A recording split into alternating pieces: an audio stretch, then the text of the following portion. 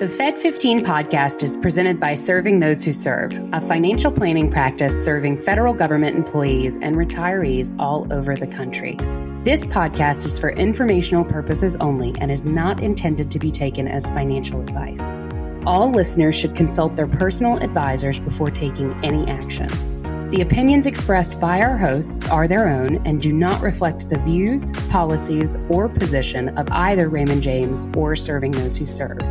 Securities are offered through Raymond James Financial Services, Inc., member FINRA SIPC. Investment advisory services are offered through Raymond James Financial Services Advisors, Inc. Serving Those Who Serve is not a registered broker-dealer and is independent of Raymond James Financial Services, Inc.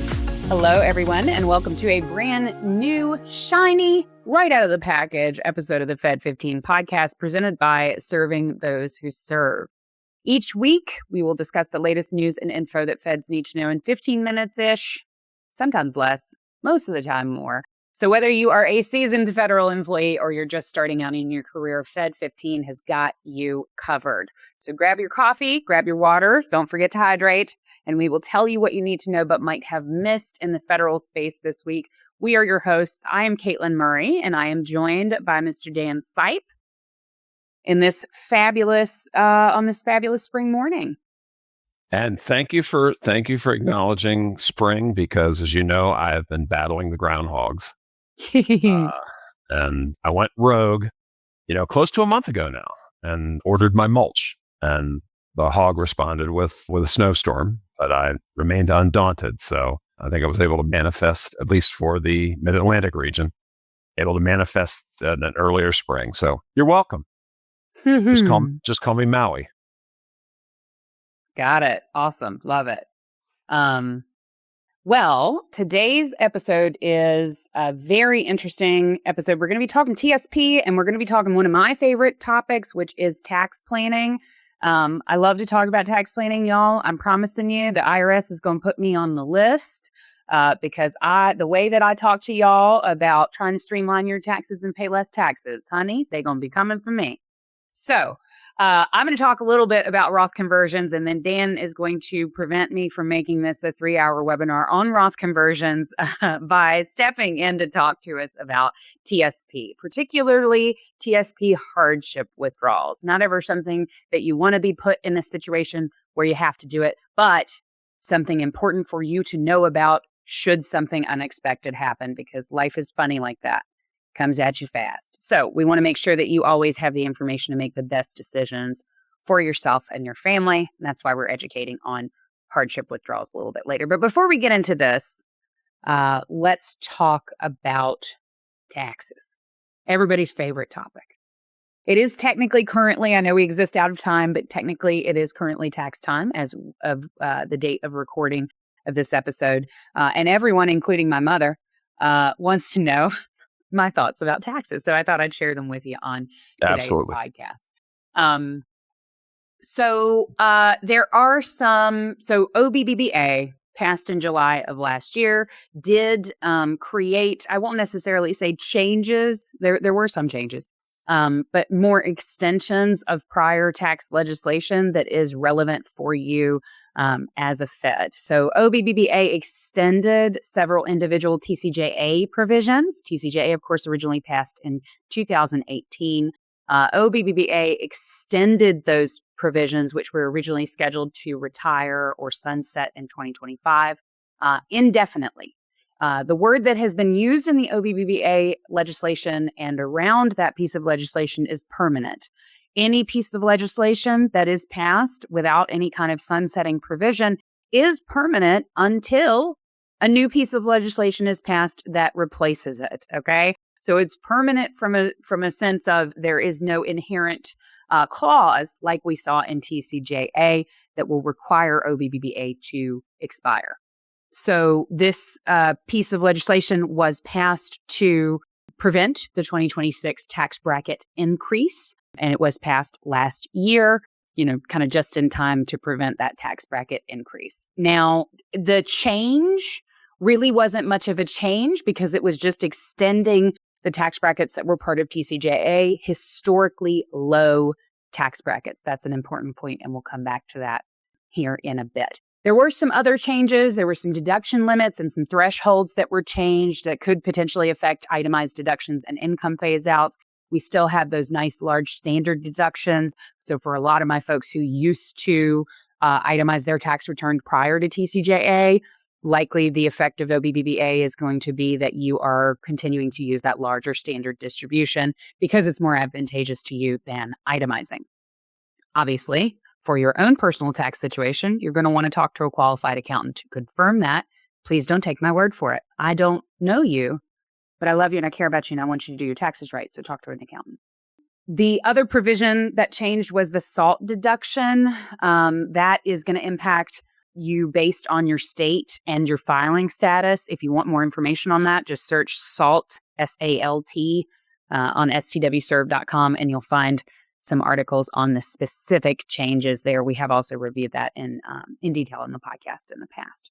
However, one of the biggest pieces of tax planning that is tied to this OBBBA legislation is Roth conversions.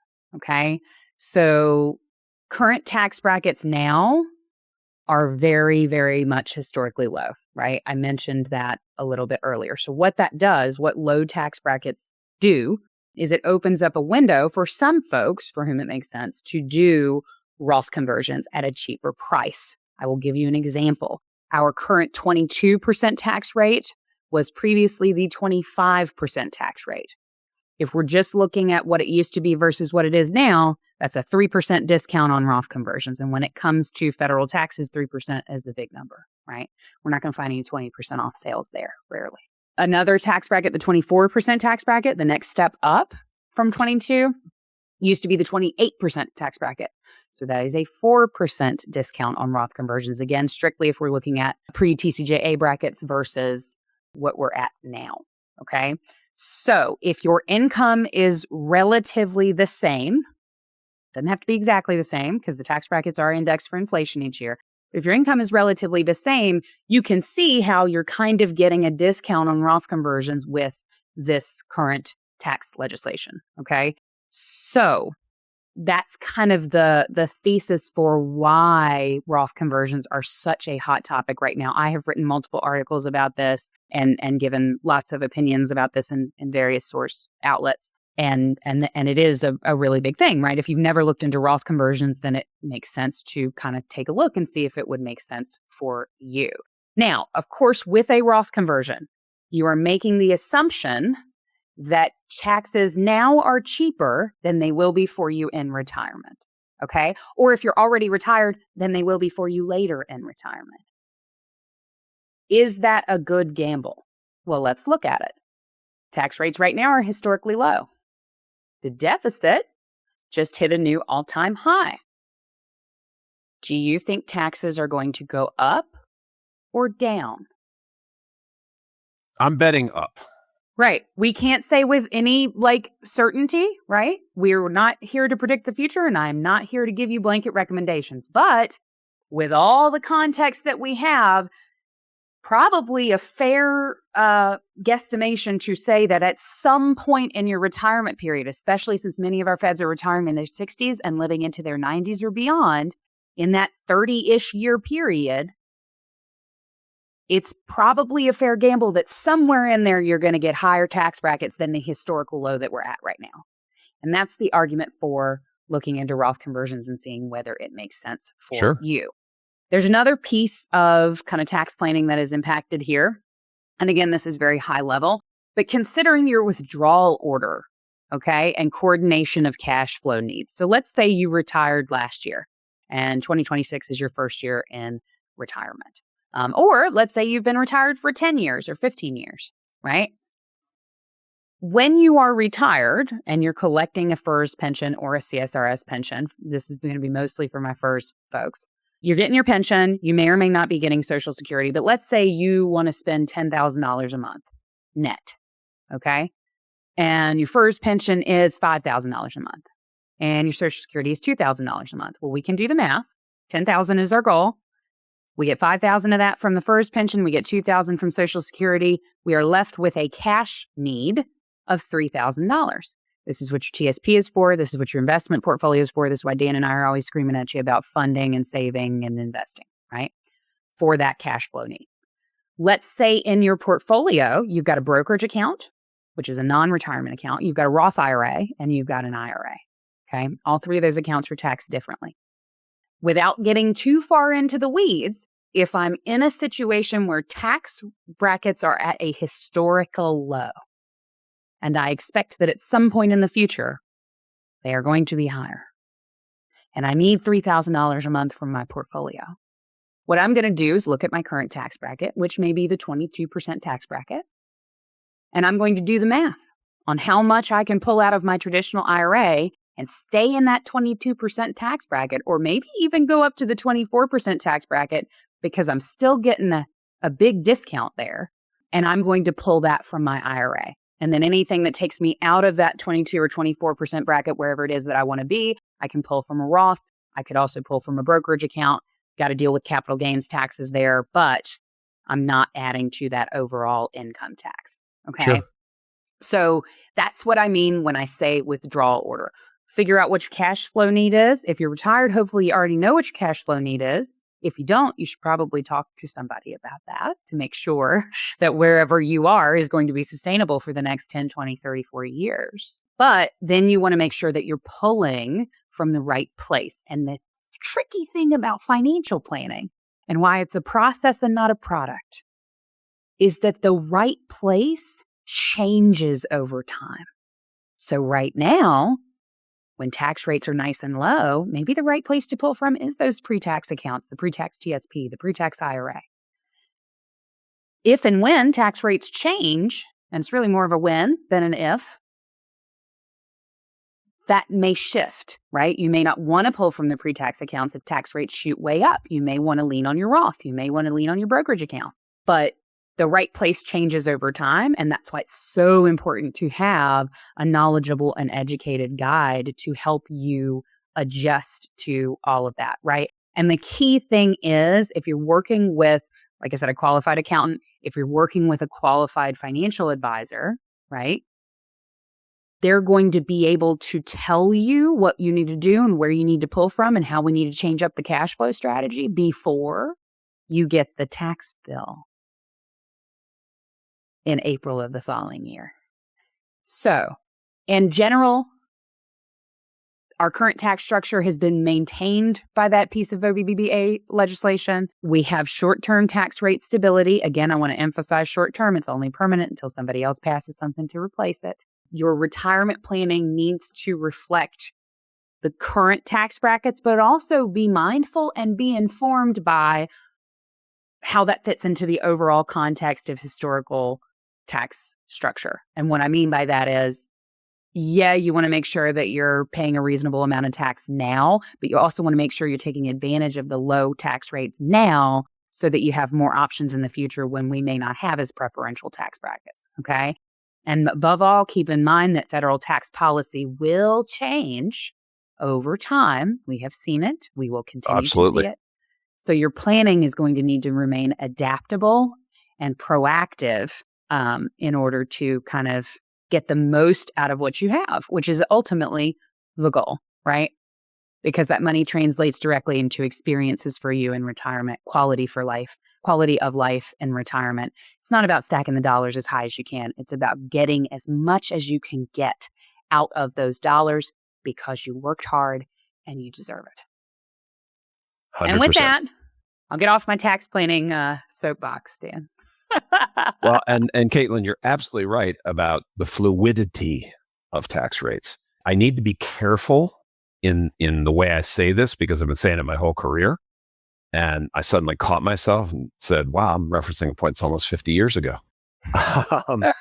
But as recently as 1980, the highest marginal bracket in the United States was over 70%. I'll let that sink in for a second. Now there are also a lot of different brackets, and the people that were in that were making a ton of money and that type of thing. But there's a lot of room between where we are right now, 70%. And absolutely. So it's hard for me to look anyone in the eye. And again, I'm not predicting anything, My compliance department will appreciate that. It's hard for me to look anyone in the eye and say, yeah, we're at historically low and I think it's going to go lower. I think you can count on that. So I think your clarion call is well taken. So continuing in a TSP vein, I want to talk a little bit about with hardship withdrawals. And in our planning practice, we talk to people about TSP loans. We feel that's a last resort. Well, if that is the last resort, this is the lastiest last resort. Because with TSP loan, at least you can pay it back. It's having an impact on you at the time. But before I get on my soapbox about whether this should be avoided or not, let's talk a little bit about what it is and how it works. So it is a non-repayable permanent distribution. So you can't put money back in to replace it. You can contribute, but you can't just say, hey, I took $5,000 out. Here you go. Here's $5,000. So the requirements to qualify for it: you have to be an actively employed Fed. You have to have at least $1,000 balance in the TSP, and you have to have documented significant and immediate financial hardship, and you cannot have done a hardship withdrawal within the last 6 months. So those are kind of the guardrails on it.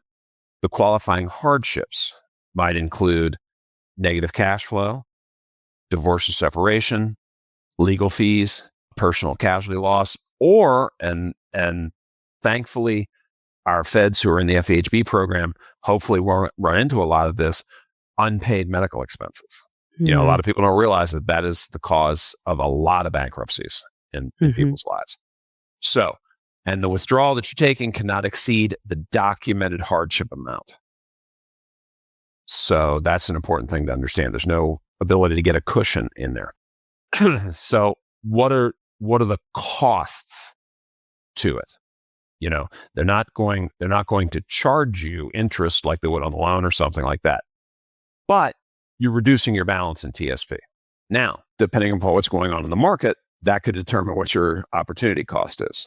If it's a good year in the market, you have the loss of that gain and the loss of the gain on that gain going into the future, which adds up, and it's very abstract. And when you're in a hard situation, it's hard to think about that. Okay. This is why I'm going to hit pause for a second here. If you've listened to me for a while now, you've heard me say, you may not feel you need a planner. Do not take that to mean you don't need a plan. So a lot of times working with a planner, we're brainstorming ways to do other things than hardship withdrawal. But pressing forward, tax implications. The withdrawals are taxed as ordinary income. Okay, if it's coming from TSP or from your Roth before your 5-year date. And if you are under 59 and a half, there could also be with an early withdrawal penalty. So there's no free rides to this. One of the things that I think is important to understand, getting into financial trouble is an emotional experience. Okay, you're going to feel a lot of things. You will also feel sooner or later the impact of taking money out of retirement. Okay, so just keep that in mind as you're factoring all of this in. How is this going to affect me emotionally and psychologically? Okay, but if you do it, use it as a reset. Okay, not a get out of jail card. Okay, take a look. And again, if you've listened to me for a while, you have heard me say habits build wealth. Okay, so if your habits are working against you, take a hard look at them and identify the things that may have contributed to the underlying financial issues. And I am not on a soapbox here, because I am of the generation, once upon a time in this country, folks, if you were doing business with a bank, they would just go right ahead and send you a credit card already to use.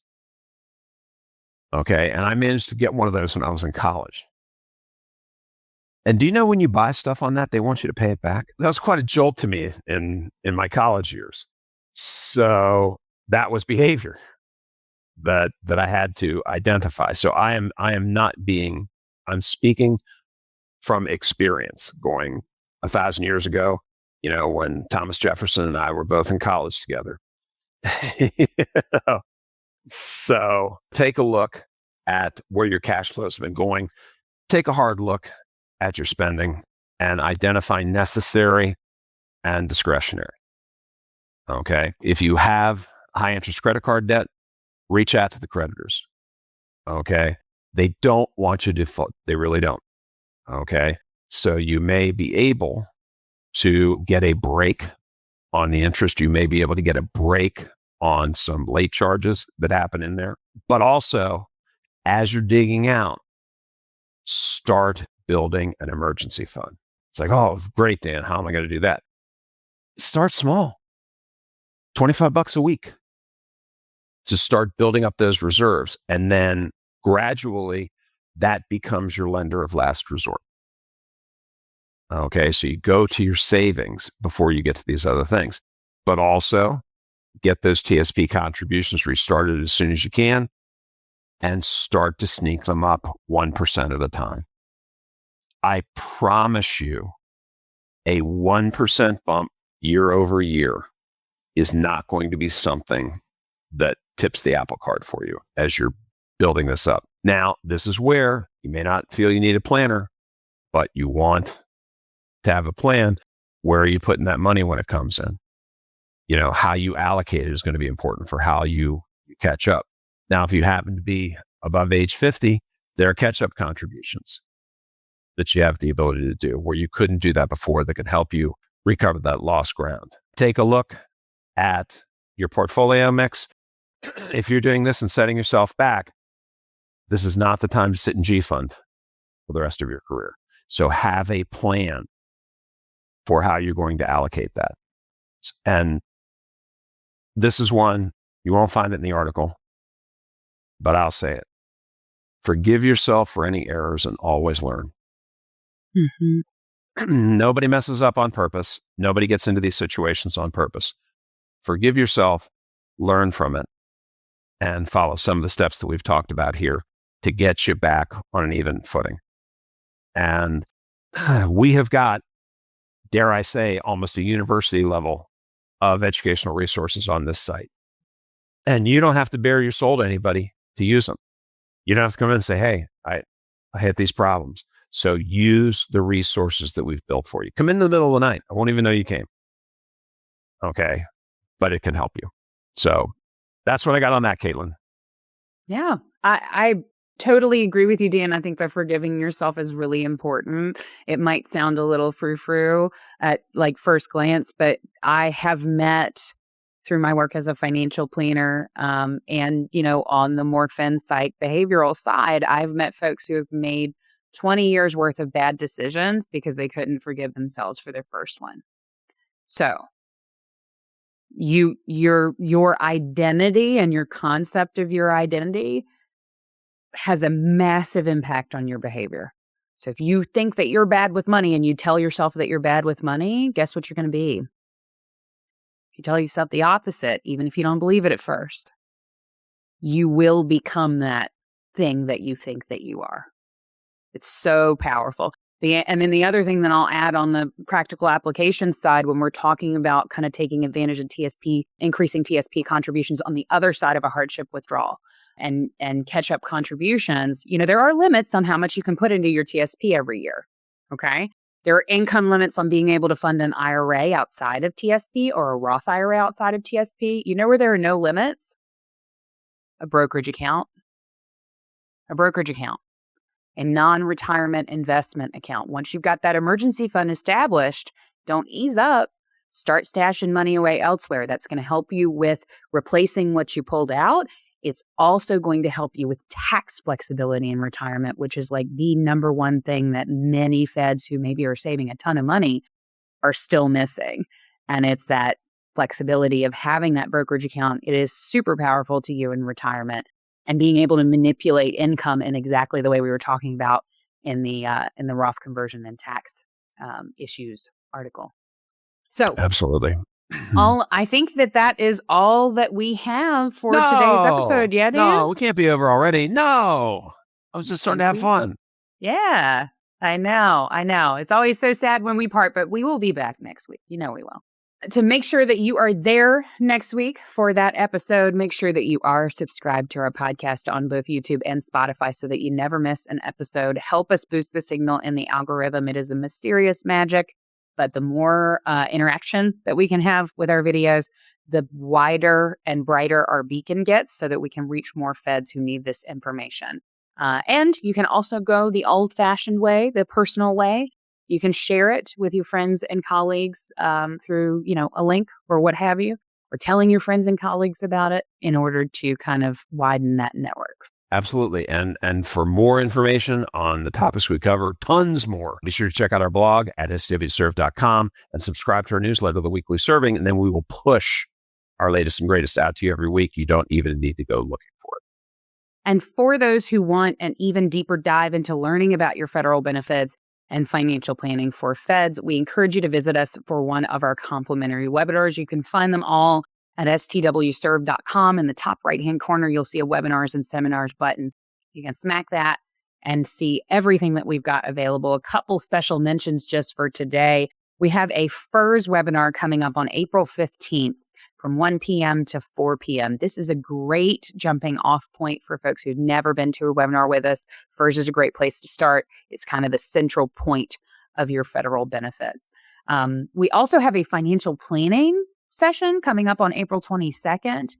That's also a great place to start because it's kind of comprehensive. So it's going to touch on a lot of the different elements of your financial plan as a Fed. So 2 really great beginner sessions that we've got coming up, both from 1 p.m. to 4 p.m. And like I said, for that full list, you can hit us up at stwserve.com. Now, if you're listening to this and you're thinking, Katelyn, I don't have 3 hours in the middle of the workday to give you to learn about my benefits, totally understand if you prefer a one-on-one approach. If you want to have that relationship that Dan was talking about, where we can help you plan for the stuff that you can't plan for in advance, there's a way to do that. Feel free to reach out to our team directly for a financial planning consultation at meetings@stwserve.com. Absolutely. But either way, folks, you don't have to go through it alone. Whether you want to be talking to somebody directly or you ought to be reading the stuff, it's here and it's here for you. So in closing, thank you for listening to Fed15. I'm Dan Sipe and she is the amazing Katelyn Murray. And we will see you next week. See you there.